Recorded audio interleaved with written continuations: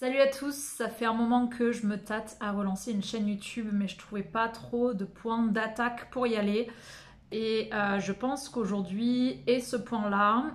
J'ai décidé de commencer cette chaîne avec ce sujet et un peu cette dynamique et cette énergie qu'il y a en ce moment dans ma vie qui est celle du titre, donc à savoir se réinventer après une rupture puisque donc ça fait quelques jours que je me suis séparée et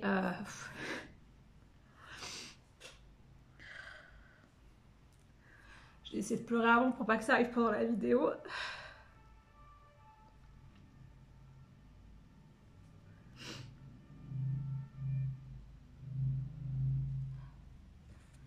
Mon gros rouleau de papier toilette pour être à côté. Je pensais pas que ça arriverait si tôt. Bon. Il y a en moi deux parties. Il y a la partie qui est triste, comme vous venez de le voir.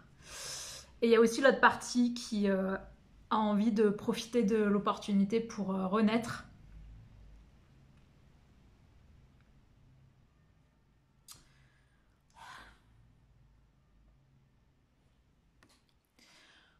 Ok, on y va. J'ai fait pause pour souffler un coup. Donc voilà, il y a deux parties en moi. Il y a celle évidemment qui est triste de cette séparation. Et du coup, c'est un truc que je suis en train de processer, assimiler pendant une partie de ma journée. Enfin voilà, je donne de la place à ça, j'accueille ça. Mais il y a aussi une part en moi qui voit ça comme voilà, une porte qui se ferme, c'est une porte qui s'ouvre vers autre chose. Il y a quand même une part de moi qui est contente de ce changement parce que bon, la séparation ça vient pas pour rien, même si elle n'était pas à mon initiative, j'ai quand même on va dire abondé en ce sens, dans le sens où finalement en gros il y avait de l'amour, des sentiments, mais une incompatibilité relationnelle, on va dire, dans le sens on voulait pas le même type de relation. Et du coup, il y a une part de moi qui était frustrée, qui n'était pas complètement épanouie et heureuse dans cette relation. Donc cette part de moi qui a enduré ça en essayant de changer des choses, de faire des efforts, de travailler sur elle, etc. À un moment, on arrive quand même à une sorte de fatigue. Il y a un moment où voilà, on peut plus. Enfin bon, quelque part, je le remercie d'avoir initié, on va dire, ce changement, même s'il n'est pas facile pour le cœur, mais au moins ça, voilà, ça me donne l'opportunité d'aller vers autre chose, quelque chose de positif, quelque chose de plus épanouissant pour moi, à la fois en termes de relation, mais aussi là je vais pas forcément plonger dans une nouvelle relation tout de suite, j'ai envie de prendre un temps en fait, un espèce de sas de décompression ou de transition entre là les 6 mois qui viennent de passer où j'étais avec lui et dont il faut que je me déshabitue et il faut que je passe dans un nouveau mode, en fait dans une autre vie puisque ça a changé du coup. Et ce sas, j'ai envie de reposer des fondations, des bases pour moi. J'ai envie de... Moi j'adore les renouveaux, donc même si là c'est un renouveau qui me rend triste, mais voilà, les renouveaux, ça demande toujours un peu des deuils. Les commencements, ça demande des deuils de ce qu'il y avait avant. Là, celui-là, c'est un des plus difficiles que du coup j'ai dû vivre dans ma vie par rapport à d'autres fois. Et ce sas, voilà, je veux... En fait, j'ai envie que ce soit... Bon, il y a le sas, mais j'ai envie que cette situation, cette opportunité soit un tremplin vers quelque chose de mieux pour moi. En fait, j'adore les commencements parce que j'adore cette idée de me dire, allez, page blanche. Qu'est-ce que je veux? Comme j'adore me réinventer, j'adore l'idée de toujours pouvoir changer les choses si ça me convient pas.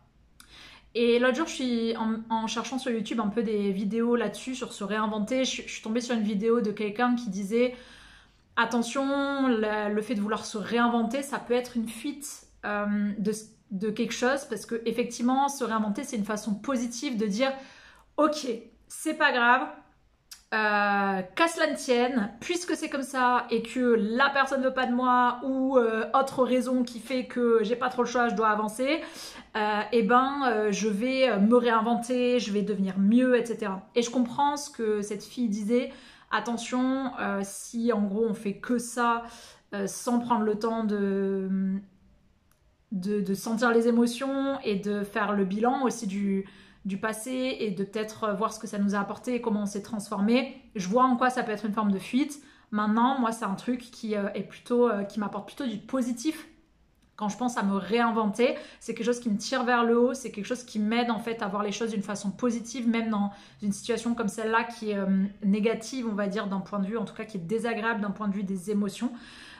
Donc là, moi, en fait, dans cette phase post-séparation, il y a voilà, la part de moi qui prend le temps d'assimiler, de pleurer, d'être triste, de penser au passé, de penser à la personne, etc. pour assimiler, pour guérir ça. Il y a la part de moi qui passe du temps avec d'autres personnes, avec des amis, de la famille, qui a des gens au téléphone. En gros, de ne pas rester que toute seule, parce que si je reste que toute seule, je peux avoir de temps en temps, voilà, j'avais l'impression que je pouvais avoir tendance à ça me tirer vers le bas parce que j'avais envie de me morfondre, j'avais envie de penser à cette personne tout le temps et pleurer et tout, et je me suis dit, j'ai eu l'intuition que ce serait pas forcément bon pour moi et ma guérison de passer trop de temps à ça. C'est-à-dire que je pense qu'il faut donner ce temps, mais qu'il faut pas faire que ça. En tout cas, dans mon cas, dans mon type de séparation à moi, enfin bref. Et il y a la troisième partie de moi qui est celle qui a envie déjà en fait de se projeter dans l'après, dans le futur. Il y a cette part de moi qui a pas envie en fait de perdre trop de temps dans un entre-deux, dans la tristesse. Je veux lui donner de la place parce qu'il y en a besoin. Et un peu, je sens qu'il y a une forme de loyauté ou une part qui a envie de quand même prendre le temps d'être triste, parce que si je suis pas triste, est-ce que ça veut dire que je tenais pas à la personne? Bon, je sais que c'est faux. Et de toute façon, mes larmes me prouvent que c'est faux et que je tenais à la personne. Mais voilà, il y a cette part de moi qui a envie de déjà être dans l'après, de déjà... En fait, pour moi, c'est une façon de prendre soin de moi, de penser à, ok, il y a, ok, le côté désagréable et négatif, on va dire. Celui-là, on l'a traité, mais maintenant, toute situation, c'est une médaille à deux revers. Toute situation, toute porte qui se ferme, c'est une porte qui s'ouvre. Toute situation de ce genre-là, pour moi, c'est une opportunité. Et en fait, j'adore ce genre d'opportunité parce que ça donne un peu une excuse au fait de se réinventer. En fait, se réinventer, on peut le faire n'importe quel jour de l'année si on a envie. Il suffit d'en avoir l'envie et que ça nous vienne, d'avoir l'élan, etc. On peut avoir des dates, voilà, le nouvel an, souvent il y a des gens qui le font à ce moment-là, il y en a qui le font avant l'été, voilà, améliorer son corps, il y en a qui le font à la rentrée de septembre parce que c'est la rentrée, il y en a qui le font juste avant la fin de l'année parce que c'est en mode, ok, je donne tout avant que l'année soit finie. Enfin, il y a son anniversaire, il y a quand on a 30 ans ou certains âges, enfin, il y a plein d'opportunités de se réinventer. Et on n'a aussi pas besoin d'une excuse ou d'une date particulière pour le faire, ça peut être tous les jours. Mais en fait, je trouve que dans ces situations qui sont un peu chargées émotionnellement, il y a quelque chose qui aide parce qu'il y a comme un besoin de canaliser cette émotion et cette énergie. Et je sens qu'en fait, voilà, il y a beaucoup d'énergie qui a envie d'aller vers penser au passé, penser à la personne, être triste, se morfondre, regarder les photos, regarder les conversations, etc. Et un peu... ça va, parce que moi je pense que ça fait partie du processus de deuil et d'assimilation du changement, et aussi de dire au revoir à la personne à distance, juste soit envers ce passé et ses souvenirs. Mais j'ai perdu le fil de ma pensée. Voilà, cette énergie, si on l'envoie que vers là, pour moi, du coup, il n'y a pas de reconstruction. Et en gros, moi, ça me fait pas forcément me sentir bien de l'envoyer qu'à cet endroit-là. Au contraire, parce que du coup, si je commence à y penser trop, j'ai l'impression que je commence à rentrer dans un cercle vicieux négatif, plus négatif que nécessaire, on va dire. Et donc, une fois que j'ai un peu donné de la place aux émotions difficiles et que, voilà, je donne du temps pour pleurer, pour penser à tout ça, après, à un moment, j'ai envie de dire, ok, là, c'est bon, j'ai passé assez de temps, maintenant... au fil de la même journée, au cours de la même journée. Maintenant, cette énergie, j'ai envie de la renvoyer vers autre chose.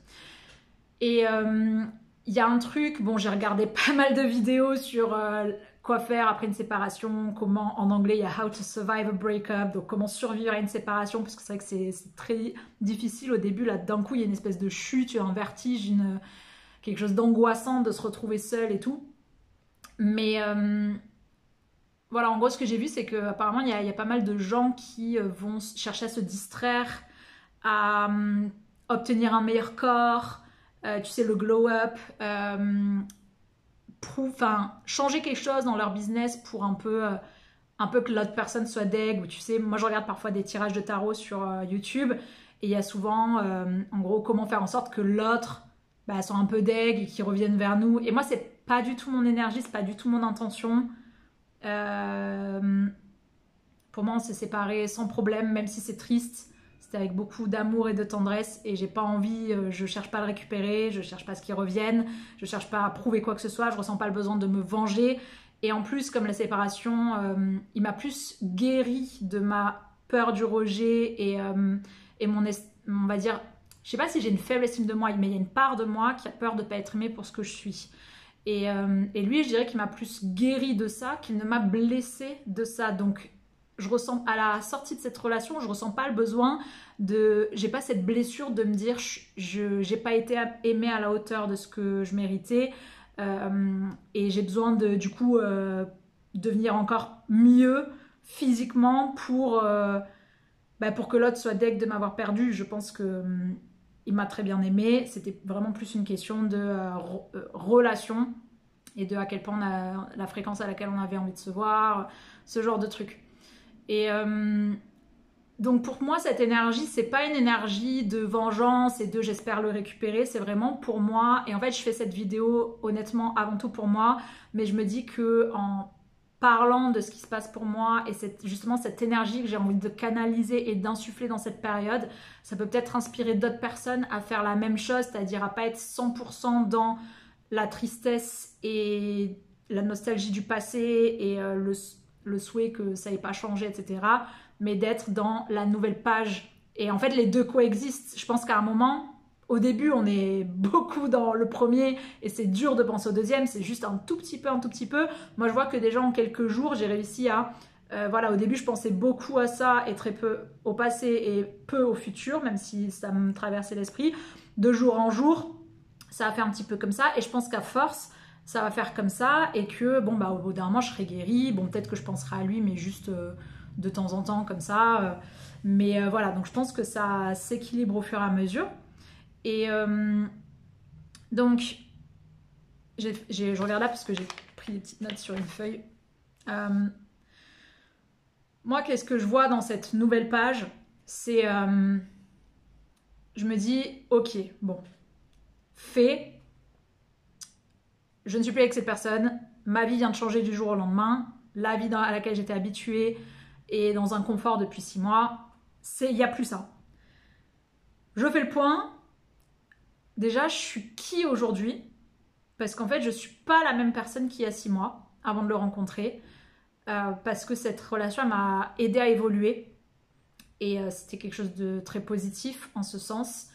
Elle m'a apporté des réponses à des questions que je me posais.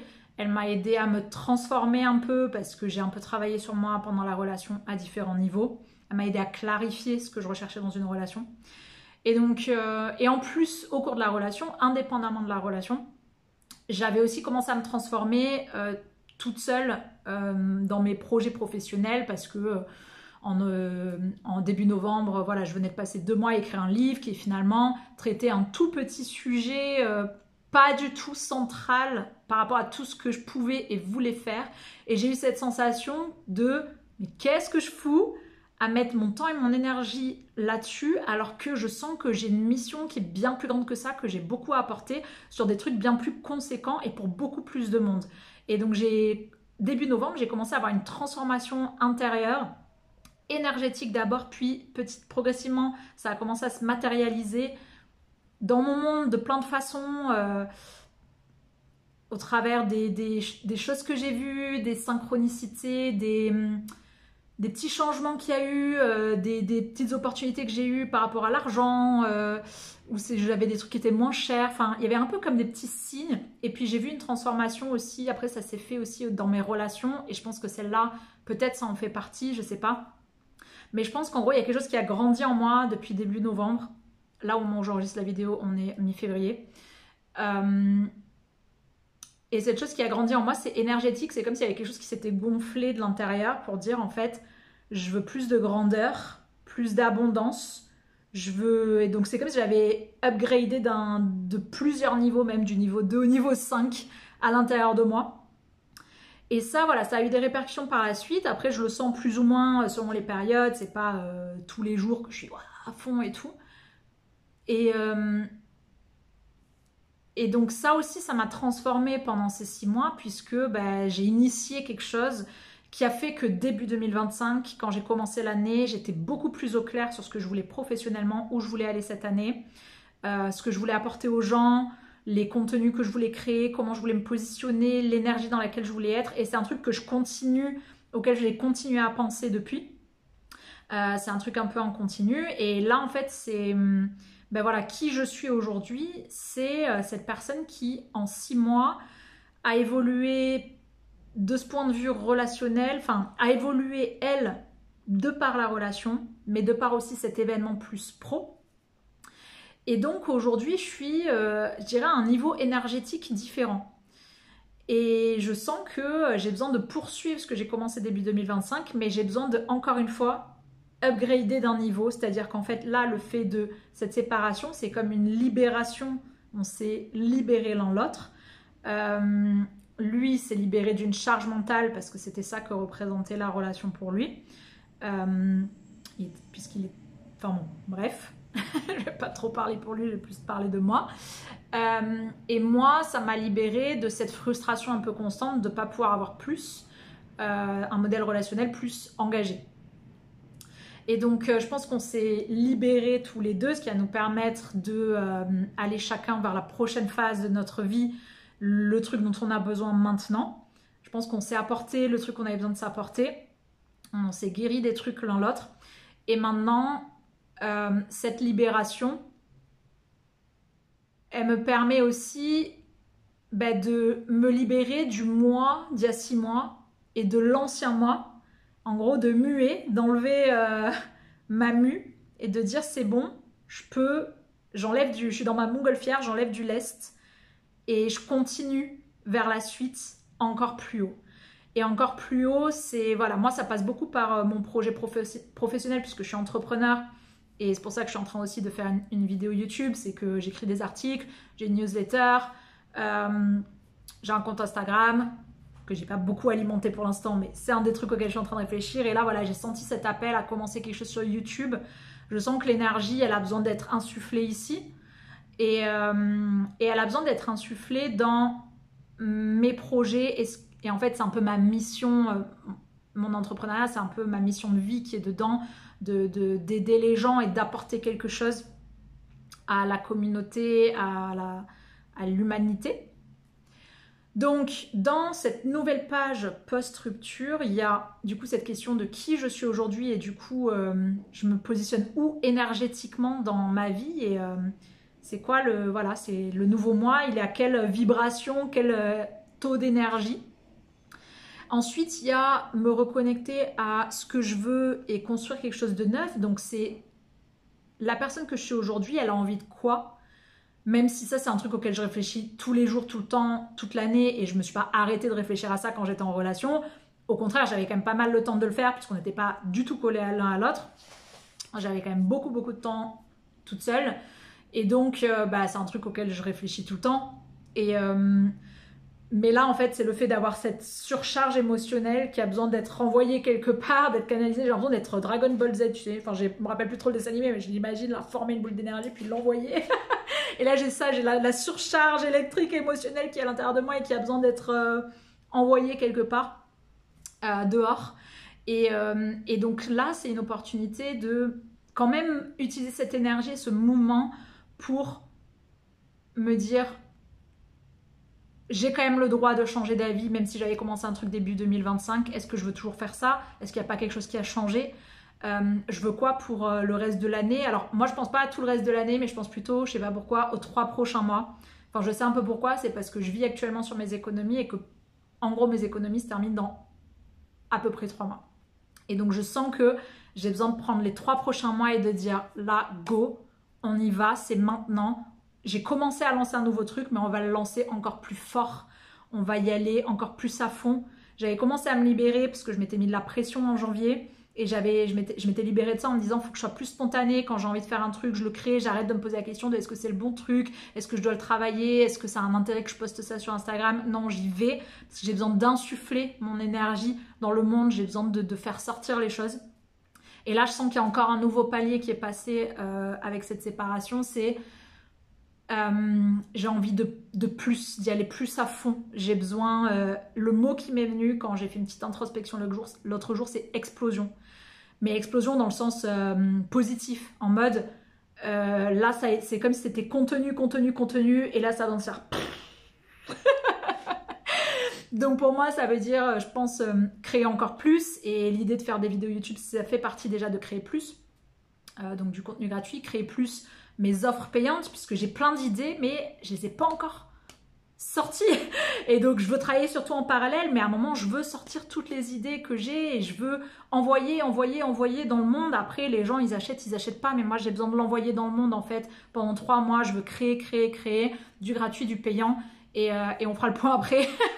On verra ce qui a marché, ce qui a pas marché, comment je me sens par rapport à tout ça, comment je le pérennise et tout. Mais là je sens que je suis dans une énergie de création, et j'ai besoin comme un volcan quoi, que tout sorte, explosion de lave pendant 3 mois, et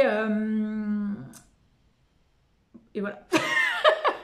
Et le troisième point de cette rupture, qui est une nouvelle page, c'est j'ai marqué me concentrer sur moi pour redevenir complète. Alors je dis pas que j'étais devenue incomplète en étant en relation, mais je pense que le fait que le modèle relationnel dans lequel on était ne répondait pas à tous mes besoins, ne m'apportait pas tout ce que je voulais, ça m'a mise un peu dans un état de petite anxiété, de frustration un peu constante, où du coup la différence entre les deux, entre ce que je voulais et ce qu'on faisait, ce que j'avais, ça m'a créé beaucoup de cogitation. C'est-à-dire que du coup je passais beaucoup de temps à réfléchir à est-ce que en gros c'est moi qui en demande trop, ou est-ce que et que du coup je devrais faire en sorte de calmer mes attentes et mes pensées, ou est-ce que c'est que je devrais partir de la relation et arrêter parce que ça me convient pas. Et comme en fait j'avais pas vraiment eu de relation avant cette personne, de relation où j'étais amoureuse et investie comme ça, je savais pas trop en fait. J'avais pas trop de jauge et de boussole, et du coup je me posais la question constamment. Bon, maintenant j'ai la réponse, j'en parlerai, je pense que je vais faire pas mal de vidéos aussi sur tout ce que j'ai appris dans cette relation et avant dans ma vie sentimentale, parce que c'est un grand chemin que j'ai fait depuis un certain temps, et il y a quand même pas mal de leçons qui ont été apprises, donc je pense qu'il y a pas mal de choses à partager, mais j'ai besoin de aussi partager juste sur l'avenir et pas le passé. Et l'avenir justement c'est se réinventer, c'est cette nouvelle énergie, c'est renaître, c'est la page blanche, c'est la mise à jour. Et quand je dis me concentrer sur moi pour redevenir complète, ça veut dire que en fait là, ce que j'ai ressenti le jour de la séparation, c'est ce vertige et cette angoisse de me retrouver seule. En fait, d'un coup, on est coupé d'un lien, d'une interdépendance qu'on avait avec quelqu'un, coupé d'une connexion, et donc cette personne était quand même dans notre quotidien, même si elle n'était pas là physiquement. Elle est là dans notre tête, dans notre cœur, dans notre énergie. Moi parfois j'avais même l'impression de recevoir des trucs par télépathie de lui, parfois sur des trucs qu'on voulait manger. Enfin bon, je lui proposais à manger, il me disait que c'était justement ce qu'il avait pensé ce jour-là. Bon, c'est des petites anecdotes, moi je crois à ce genre de choses. Et donc cette personne, elle est toute son énergie, tout est là tout le temps avec nous, même quand on est seul chez soi et qu'on le voit pas pendant une semaine, il est quand même là tout le temps. Bon, en plus du fait qu'on parle par texto, et donc du jour au lendemain il n'y a plus cette autre énergie qui était avec nous, et pour moi on était comme ça, et même si du jour au lendemain c'est plus là, en réalité ça fait pas comme ça d'un coup. Le comme ça d'un coup c'est juste le côté matériel, mais en nous, dans le cœur, on est encore entrelacés, et ça fait plutôt comme ça essaye de se défaire doucement, mais ça reste comme ça et ça veut pas partir parce qu'on continue à penser à lui, et voilà, et ça reste un peu entrelacé. Et donc c'est ça qui est difficile, c'est de cette sensation d'un coup de vide et de solitude, même si du coup heureusement j'ai eu des amis et de la famille qui ont été présents à ce moment-là, et surtout les premiers jours c'était le plus difficile, je pouvais presque pas rester seule. mais